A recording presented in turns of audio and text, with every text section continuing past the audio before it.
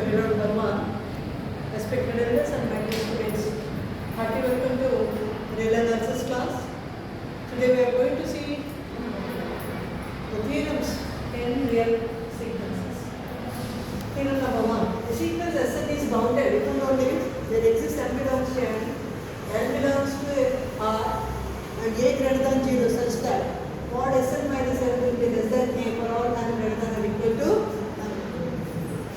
అంటే అర్థం ఒక సీక్వెన్స్ ఎస్ఎన్ బౌండెడ్ అయింది అంటే ఈ కండిషన్ జరుగుతుంది. ఏంటా కండిషన్ అంటే ఖచ్చితంగా ఒక ఫైనైట్ నెంబర్ ఎగ్జిస్ట్ అవుతుంది. ఏ విధంగా అంటే ఎస్ఎన్కు ఎన్కు మధ్య ఉన్నటువంటి దూరం డిస్టెన్స్ ఏ కన్నా చిన్నది for all n greater than or equal to n. Stage తర్వాత అన్నీ కూడా ఎన్కు దగ్గరగా ఉంటుంది. ఎంత దగ్గరగా అంటే ఎస్ఎన్కు ఎన్కు మధ్య ఉన్నటువంటి దూరం ఏ కన్నా చిన్నది. That is what we are going to prove. If this condition is going to occur, we are going to prove that the sequence Sn is bounded. So first of all, we consider the left-hand side statement that Sn be a sequence which is bounded. Then by the definition of boundedness property, there exist two real numbers k1, k2 belongs to R such that k1 is smaller than Sn, less than k2 for all n belongs to capital N. Now subtract the average of these two numbers, that is k1 minus of k1 plus k2 by 2, which is less than Sn minus k1 plus k2 by 2, which is less than k2 minus of k1 plus k2 by 2.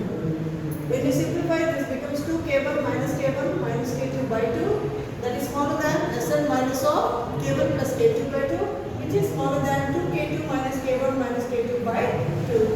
So when you simplify this further, we can easily see that 2k1 minus k1 becomes what? k1.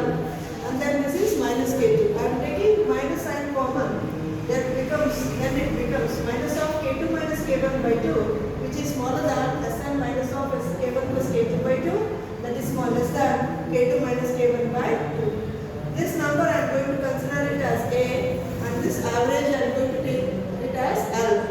Then replacing that, we see that minus A is less than Sn minus L, that is less than A. What is the meaning of that?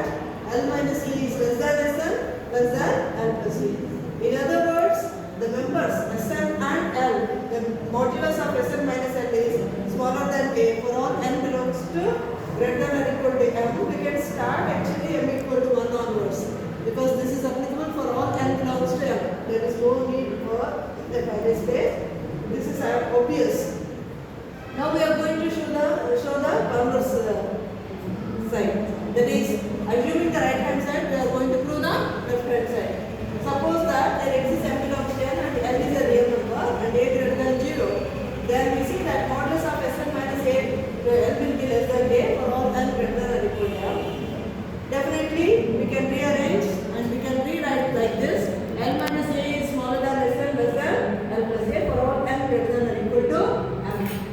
Now define K1 equal to minimum of the members which are right outside the interval.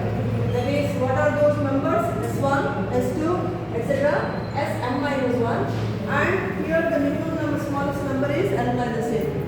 So among all this, I am going to consider k1 as the minimum of all these numbers, and I am going to define k2 equal to the maximum of all these numbers. That is S1, S2, etc.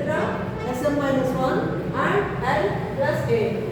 Therefore, automatically Sn lies between k1 and k2 for all n belongs to L. Therefore, Sn is bounded. For the that's 2. So from 1